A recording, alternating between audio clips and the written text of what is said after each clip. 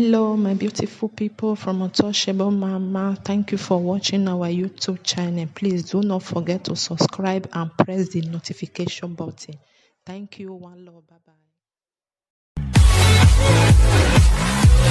Grace, use and take so clothes. Kai, if you God, Jesus. If I don't blame you. I just blame person where carry you come abroad. They carry nuisance come abroad. They say the time where the madam carry you corner, so you dey fuck your husband. If your reputation is too bad, you don't even supposed to be on Facebook anymore. Person go still they talk, you go still they say kalekwa.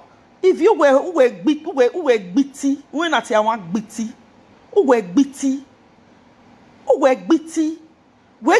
want bon. How if you were a cake where you want agbon with Facebook ya? E maybe la de maybe agwan, we kalekwa. Ne still less ya maso we agbon still less not a way, no ya maso we. If you were zua, uno we actual boyfriend you were. Oh, be a boyfriend you were ya dem with African market okay. A bed no we one of a corny ya we. O agbon we here. Vie. O we cake where you want more. Omo nu bie waiting bere. Years to years. O will be omo nu bie my me we nu bie ba for the past 2 years. Abi for the past 3 years. Amago we me omo nu bie. We may get ready we magba because one ready magba the Western world. The Western world. Maybe thought that from when in Nigeria have a Bobizwa no have tough people no. No real bodyguard your word said to me the Western world no kona metin ana wa gbugbe ana wa view we mo ana me wo mo evie kai evie la wo you salo buy me awe iguan me I put this thing for public me I put this my video for public because I know they like keep my video they like delete am because my husband dey quarrel me I put am for public. If I finish now, I go put on for public for like 10 minutes before I hide down again. If you were me, I want to work here. When we are, when you are body or dog bewa. Why? If you true to God, all the money where you just work for abroad, that way we share where you are there. We be active do bank. If you me milk bank bowe, me butter bowe, you me tag bowe. You me tag bowe. Avec a tonani avec dena avec 500 euros, mais mieux avec boede. We gallant person. On va bon working when no we are. When you are body or dog bell dog be yeke. When no go, on va bon working when ete. We are among no ya go ma go. I suppose we go more pa go on Facebook na. On va bon working. O we kale kwa. Wa kale era kaliju e kalu we bae. Wa salu ave na rigbon we. Wa fian wo idigun ogbo e wa gbon working when a repetition get dead in the Facebook we be do agwo magun wo pa o le lo keke u gbe kie wo pa o le social media president u gbe kie wo pa do manu ma gbe kie the Facebook na un dan we no gbije gbegbe mo gbodo we no we no go u bi agun. If you want gbon working, I bet me aproko call this place, may go play and toran. I want gbon working. What we go? 43 years old. Only ya dien we 4 years. I mean, may achieve. What he achieve? Okay, ya wu. Wow. 43 years old. Uwe me nwa. Uwe love ya dekpa uwe oyiyo. Uwe oyi sa emerere we. Why go ne why was a kwingo u ya agwa le blabo nu kian ari na no kian o we kian o wa gbon we kian no kian we gu megun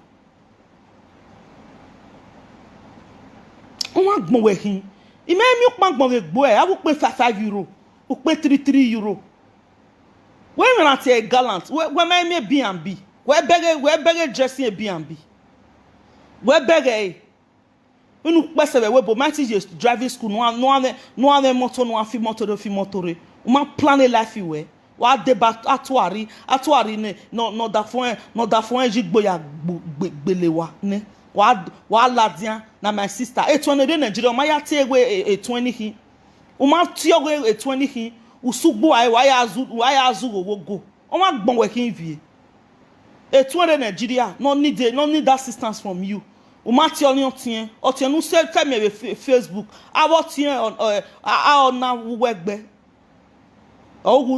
na my sister because of a saga wa yon ma kwa kan we nwa ewe ita be do na we are sense we na me we na yare na ewe daji we mo nu kan ya agun me gwan gbo na wuya when a body odo gbe na be different spam inu mu ya o egbe kekan ekwe mu we ti be use a condom you are not a clean person ya go ma pa no be fuck you we do o nene ma ya mu eladian oye we na go bi ogoma de obi kite no de we ma bege be no Niger obi akpo dan no mama etala we ma be gba ekun oni we mu we na wa we to asan you we no mama we no guya we gota wa kekwa we won nu kan ya agun when it's the repetition get gbe on the Facebook come and gbon working when we work coffee lo boyo we wa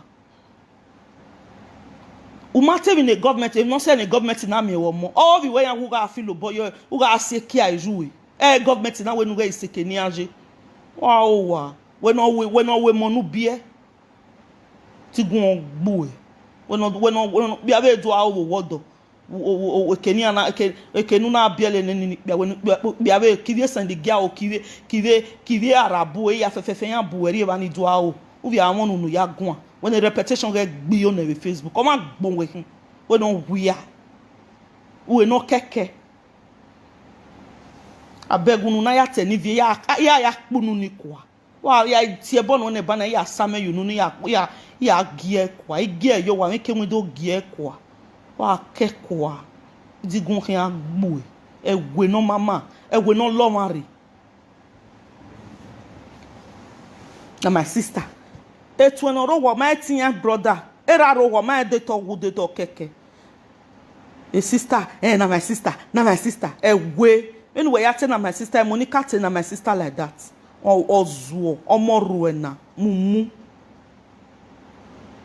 we gallant we na dey gallant ya ha e gallant o pe na omula de on punch me o ma po no we ave wo bi be we me no we o mu pe ala dia wa ri e ba won ge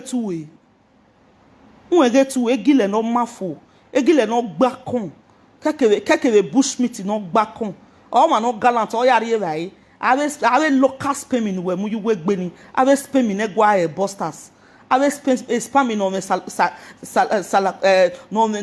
me fashion o we mu yu we gbe we mu gallant spamming yu we gbe ave spamming no we a o mu yu we gbe na we mu spam agbon a gallant person yin I me wagbon we gbe from January to December shere were ojo abana yan shoe abana yan cloth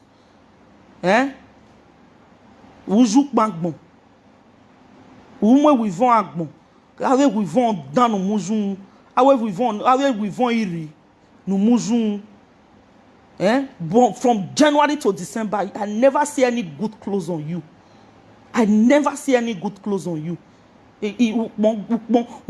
Ukpe silo ni adere open market o mujo me mi pagbon we gbo when na je biggest yaka egogo ni mi e wo bo egogo ni nu ya so alo egogo ni ama bi lawe when na ye punch guest yaka office nails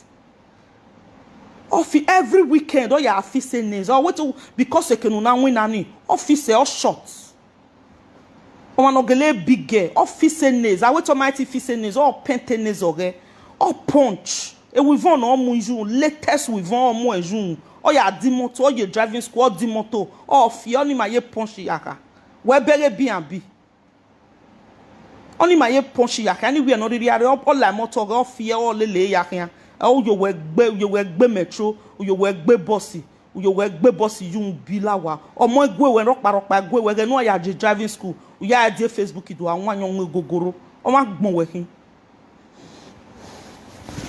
ya won no kan ya agun we when e fi motor we webu gbe how many years we webu mighty ye driving school nothing no set you na egbo e mighty je school by wina no upgrade egbo e na me re nothing 5 years we plan the life we ne enu kian ma gbon we why kinwe na re igo ni akan ave ri nu e month ya ne ya pay we 18 uje 1000 ya pay ogomo uje 500 ya pay igo wa uje 100 ya deliver yo wa 200 ya adela bu pan bananya umoejo why we no way to gallant e wo bi no mama why wa mi okpi ya waso atami awu me go waso mu igo ladin igo nu weti ya gba oregbe go to driving school and go and upgrade your life you are not upgrade yes iwe we bo mighty di moto no afi moto e ba we ye la moto je ji wina o ma gbon we hin at that your age you think you totan wo enegbo e mo bi o ma mi mo ma gwa le nu kian ma gbon we nothing you think about your life all you want to do Monica na my sister akalekwa udu agwa we na romani ari azena na zema ge bia zema ge pa wa zua amiri dia bazon wari ne weka wo so ati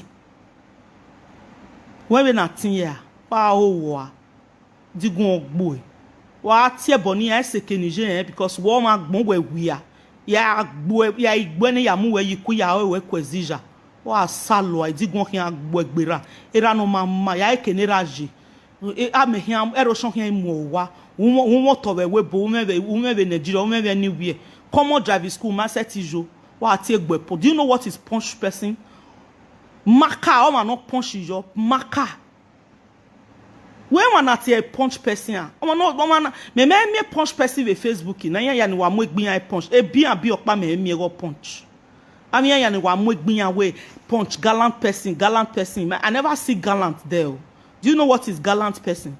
A gallant person, we are mere from head to toe. We vont no mujun wa bananya no wa mujun ave silo no wa mujun ni. Rainy we vont mujun. Wa ge 24 hours she's neat. Oh my God, pa no ga wa fi okodi we ni. Girl pa no ga before Elizike la one girl where she dey talk about sex. That girl na she be gallant person because all la dian ben imagine na e won waka about me he ka rewene before I do anything I go look the cloth wey dey your body I go look your hair and go look your shoe before I go talk to you say yes you punch and so me dey do not be all this rainy cloth wey they wear so where they go they buy for Nigeria or buy for online 30 euro 40 euro no I mean you need punch you pay 100 as from 100 ajo on your way punch. You pay as from 100 and yanjo. On your money punch. Where me money punch? A necklace nurie yuruwe month na next month have a mere uruwe. Wa jenene wu my imake no ya we shopping we. Do you know what is punch? U sauce we u sell ivie. You are suffering and smiling. Ure one room we no umwe room we la jan vedere we see my room if you know uro wodo okonero wodo mi ya gwali who punch when I say punch you upgrade your life o make sure me ya dey okay no when I say punch so that other from when you see I other gbedo over we in another level we ekenu we kick ba ma sekenu we ije because we pipi we pipi we man we je o man o da o majo ye ko majo I offer live video no bon savoir. On ma gbon we when the depression can agba oda ogbe yeke wa. Wumi $1,800. Do you know what is $1,800? Ma punch. Wa kan ave weke agbon. Ave ki an ring gon mi vun. Ave ki an fashion fun ou. Me mi arun pa la dian den mu no punch, no gauge. No gauge. Yari Yori of Paris, oda fun no money any matter gauge husband. Oda fun B&B. Any matter gash husband, emani ekpiani gash, ekpiani what, ekpiani what. Ijeme, we ma punch you, ma kenati e punch you. Again, you pa me wo punch you with Facebook. Again, you hand la we vont no wrong. We beg yan in Nigeria, we beg Tonto Dike, we beg Bobrisky, and you a punch people. We beg Nezi Norian, when you a clean and punch person, you are a dirty woman. If you are too dirty, go and take off yourself. You are smelling. Where we are. Where we are going punch. Where we are laying away going. Where no we are. If we move where, no punch. I go and see me on door. Do you know what is the meaning of punch? Do you know what is the meaning of punch? Wo bianu we lele, wo wani ave agere cutting ori ari yan wa. Egbon wa we oni we je, eri we je a. U serve agbon husband. Awo biane gwa e pantian. Iwa me cutting ori no wo na we yi. Again na wa zu eri me nwan. Eri an gele kage nwan we ogwe. We are me cutting ya 25 euro. Eya muje. Bianu we ya go kodun we ya go asin your door. Or mujo wa. That means a cutting of hair wa 10 euro we ya do. When not a punch. Interior no wa 2,000 euro. Interior no romo wa ivi dian, although interior no rimo wa ivi dian. I pay ni ivi dian 2,000 euro. I ye la dian, ivi dian do interior no rimo wa. Every 2 years, I change interior ni. Uwezwa, when not a punch. O bianu lele ya geve no je, o yewe na go ye kita. Me ma kiye koto do wan tan se oni gwel ogwo to si mi height wa gbon we ni kiyan we me wa gbon we la jan Facebook ide o keke no gbe cover show ya agba wi lo wiku o ma no punch ya do ma no punch ni we la jan na kan gele we just this is punch ano o keke o ije bali no ya agba wi lo wiku o ya fi re kun wiku we la jan we do agun ma na gun o ma gbon we kiyan we na te punch u ladi an wo wa we na uri wina u pin moto pe u la wi moto obirogbe u drive ri wina oni mati a punch. Do you know what is punch? E kavasa agbe me mi e bo we de kavase e bata ni mi e gbo e ayesi bata ni emu e gbo oni nu mu ladi an we de get Christmas ni nu ya mo picture ni e bata ni is 28 euro. 28 euro I be dey says you na we do e jacket nu we mu ni me mi jacket 500 euro wo bo we de. On your punch. Do you know what is punch? A gold. Oh God, I want to bring my face come out one day. I want to bring my face come out one day. I dey fear. Do you know what is punch? A gold or wonu or woru. I will choke gold na or woru. A ring in or wo boy gboko. On your punch. I want to my view a yegbegbe. Ije Nigeria ve there oni. Ima ve mu egbe o. Ima mu egbe. It will have a flight. There do. It will have a flight there do. A man, but sister, la we no ya mo gbe na wa avio to before okay like cab. In a way was soon. In a way go din na. Ni have we no mama we very oni. We dem money. We this is 6:30. We mama we very oni. Wa gbon we here. U pa kan wa je go. U pa kan ya we go din na. Ave sere were no si lojuru. Awa bananya no si loje gbe. Awu pon no mama no si loje gbe. Kuwe come no upgrade this. O me be upgrade this owe. Azua. We ne huwe. We no wia. We no wazel wa la live video me na 5 o'clock ibe na. Uwa ke 12 o'clock uwa ngogoro. Uwa ze won. We wa won we wa se betu wa to ameye gbo wa mo wujo pa. We ni awo wia. We ne set lu perfume. Cheapest perfume is $50. Who set lu Wa gbon we hin me ba gbon we le there. When at a punch. Working class punch. When so emi ege ne gbe or employ cook no can do live ani once in a week. You pay it. It's $100. Re uti agent. Can somebody come and cook for me all day? $100 no. Transfer in account. All live I know. So no maybe international continent or depends on the country no live. Uti $150 all the lane of your fridge. Umege ne gbe ukpon we dry cleaner fin aga ukpon we. Only matter punch. Do you know what is punch? When you say gbe agbon gbe yeke, when you see ma boro. Why mu cigar? They no ya say cigar. Direct you say cigar. A punch you say cigar be direct. Azu, how we punching him? When not a punch? Can you identify punch? When no we are. Awu ponia, awa bananya ni asi lo jave nana.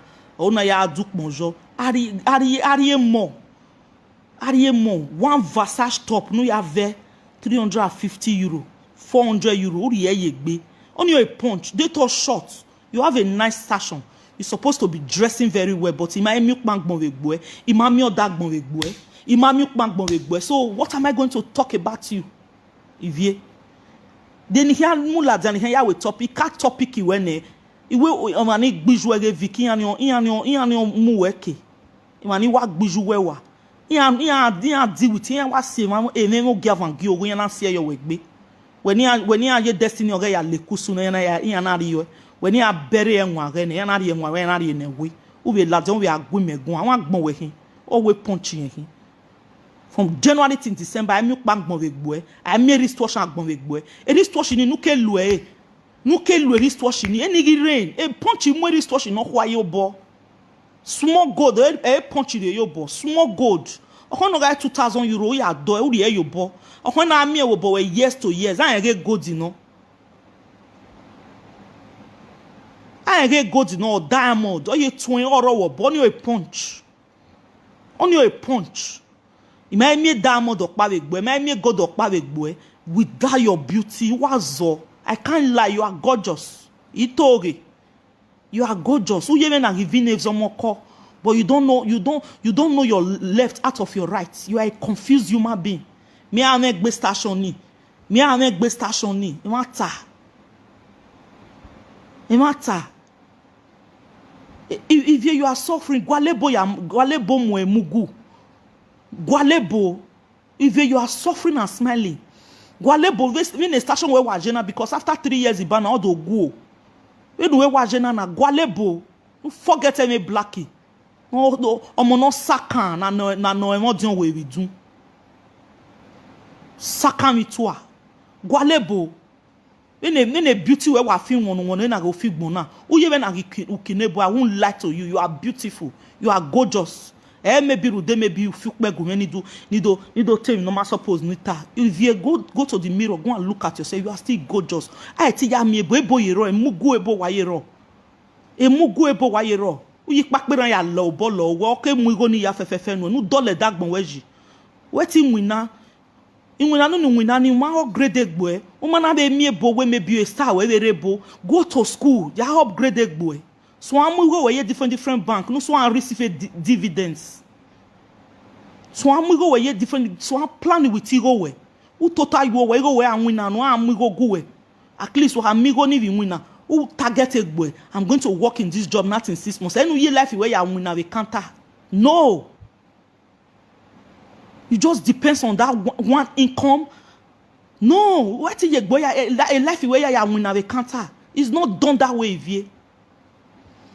Invest €1,000 on a complex so you can €1,000 every month you pay with 200. You leave it for them for 1 year. Who will cook €1,000 very on it? Who got a business? There's a lot of business in Amuigoji with guarantee. Who are you complete? Insurance complete so ni ani them and Amuigo go and give them like €40,000. Well, money every month you like €2,000 no. Yeah, they fit tell you say you know for 30 years, to €2,000 for 30 years, or €1,500 for 30 years. Look for investment and invest with your life. No support you because in when ani o ma gba esagen ibi oko etik gbagungun in when ani nu we nani ki. It's slavery work anything. In when legbook we nani. You are suffering with you. Try to upgrade your life. Go to school. Meet people that have brain or way a different business. Look at your amigo. How many years are you going to pay charge benefits? Webo the government in a poma. Webo no suppose we na amigo. Webo mama gbawegbe. Uje native or power the men near ya say native in they Kampala no they Igbo destroy me and want destroy them no.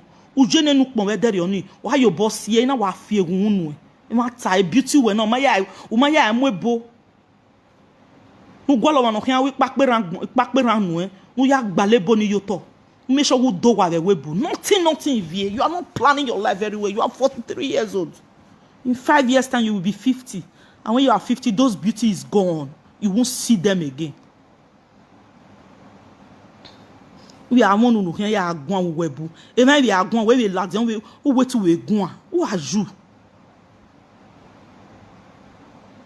If you go and invest with your life, go to school. There are many things no can enhance you. no rien to improve you. Do amigo no soni. You will upgrade your life. Avec bien no masik bi avec be local champion mulele ya rien. Ou ve jesku we meti ve gwal educated person pa. Sharp person erere kigo. Avec boss no miewego, avec kina donne va ye 2020, avec qui bien, avec qui zenof avec qui varié, o le lien do ve Facebook.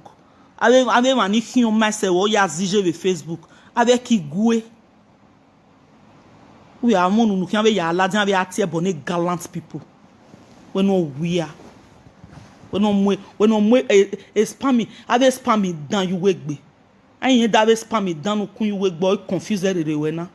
If you go and enhance your life, look for something to empower you. Go let me know empower we. Go let me know kianga uno kianga ma. The life you were my life you were my life you were a life e kokobiri o lona. A life e kokobiri agbe monika ve maso we whether them ma ye. When was Zosena from head to toe, if they stand in the mirror, take Bible, this is February, or my late, we still have 10 months. The Bible no ya de big mystery we. E kanta we na wina ni me anwina we kanta ya reju we boni me hia ya mo billionaire ni me hia ya mo. Ibie kani ge ime. Wa re kanta we ko na te kanta e kanta ye o no re ke ni gbe agiaje. E kanta ye o no roda we gbe agia. Ini am eni o mi customer. Oni wa credit card yon wo ma no me go wo ma na me go. When you when you viola dan ya seduce avec local champion ya seduce bo aye we bo ya gbebo mi anko aje we bo ya gbebo mi anko de o lokun we san go worry we gwalo ma no kan serin we in ya nusi go and write take by and write the history of your life when in life e beni go obokpa o man need ni tie bo no suppose ni mwerere we ni mwe ave mi normal man ni color yen rere we ni adjust rere we because you would think he say wa rekanta o honero wodo enu ya attract a billionaire ya ge meri edo so dollar dagbon eji go and look at that guy am again ugben so ya afian ni go and buy a house. Wuro wodo nothing we ni nukan ya amuna ave local champion ave vi gweni ya gwale bonegbe oko ya collect go dey 2 years no o ame target 2 years ni cause after agbon yare we bodo gbigbe agia o ma ni ra bi je mure we bona ma say 30 plan a life you were with these 2 years in Ikama we now because you are 43 years now. Before you become 45, they 2 years ya mweba we to mamare o man likeable ya muya o man amuya ya je school o man ye school gwa lo man no can invest we different business no can ga o no amiga gbon e supermarket are 180 no e din are 400 no e are 500 no akoya kuku gbe wa 4,000 euro no make na ya dollar gboji no alo ya gbon umose awun yikawe maybe igwe we saga umose use that beauty to achieve something when ware kasa ave mani mama o miere kasa no geni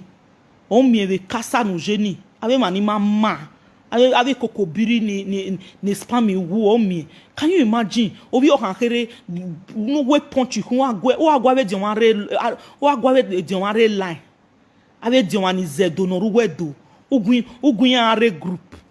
Edioma call daddy. Hey, punch person. You call yourself a punch person. Punch.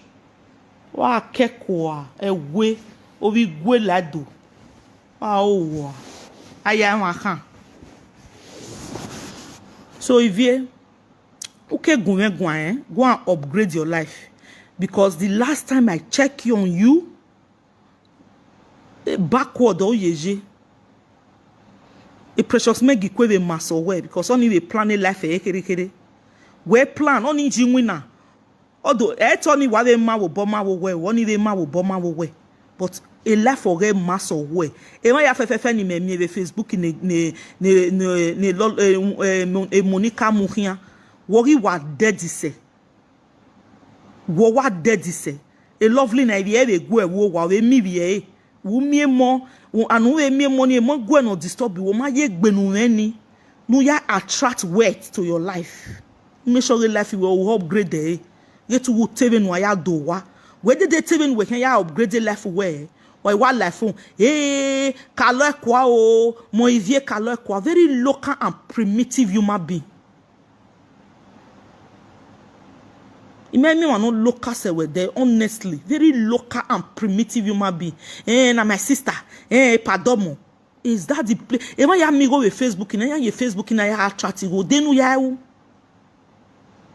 ikata na van na we deni me na make ene e mata ake total imi aye kikpakpe rankun emi ya fefefe with Facebook na emi ya gwaligo. Are you serious? We real land of Osley ya zuo ema ya mi go na with Facebook ya very go ni ya gun ademi demi nu kiyen uwewe anu wewe nu we kiyen ni wo ya sajo we wa bo edon mu we ya tete wa ga kiyen with Facebook why they we no we pay ni ajo e ba we yekpa neko we gwa re protection abuma re ti ya rejection big girl ya kpa neko me big girl no kpa neko de big girl utie gbe big girl umeme na ya regulate a period here wa kpa neko can't give me belly I can't go abort and what a shame. Monica, I'm ashamed of you. If you am ashamed of you, and you can't give me belly, you can't send 300 euro for me. Kinari be kanila wa we know them ado. We not be 17 years in the webu. E bon ye mu hege dotoni anzolo. Are you not ashamed of yourself? Ya wa boshon. Okpia we agbu wo bi 17 years in the webu. Ukakpa so zuwa ene una we ya bo zuo okpia wo kan ya agbu we webu when we wa muse sena when we wa zo sena o mighty ye life we ya make meaningful ye dagbon we o mighty gwale when kan ya result life we no make sure life we o dey okay an re bo we mu ya do wa no we no the beauty we ni vivie the beauty we o vi me anje we na wo we ni ya zesu kine the ticket no are one era ya zesi uki na eboro pa logo wo uki logo we e ma ni gbe viki ni jo yan munya we won salwa won agbon we hin ure one room self contained big girl are one room self contained. Do you know what is big girl? When not a big girl be adi moto ni pe do wa ni only a big girl ni me enu wa no tere big girl wa ni Facebook me we vont agbon wo nwa yimie on we big girl yin ukpangben ro we kun e we von agbon ro we gbe nothing no me do ati egbo big girl with Facebook who fi moto nothing here ya ti classify her as big girl imemi Versace we gbo den we ke wu have Versace bana nya ni asi loke Nigeria je have igbo made ni asi lore ni when you na where live Versace store there are you do omo no live Versace store one top of Versace is from 350 euro t-shirt or by Versace. Calculate away 5 wet it there. And then we suppose we ajiro we de Versace. We are supposed not then we beauty weni. When we want must say now we already wear like Versace shop, or you wear like Zara shop, or you wear like Moschino shop, or we shopping we. Okbia. Or suppose no wear no way. We are jouer we ya beg we ani ave do we. Yan ga de we no we pay nia. Ekwe mu we. When what digba say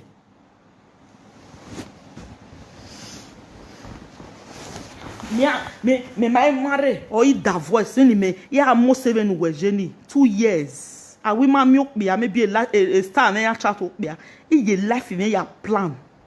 Do you know what is plan? Who invest in your life we they 8 hours okay ya win on target why ki win na nipa what any program any financial program am a program e ka mo when I live here when I lu go when I invest with you go you start from there who may target in a life we now who draw a mandate of target in a life we they to draw a mandate of target in a life we now all target not in 2 years a kasa na you only young winner iga imuna na eke complete we na or iki my hand say gbo nothing e kasa no kiana wa no do kun your mind who think Who think? Oh, we gallant.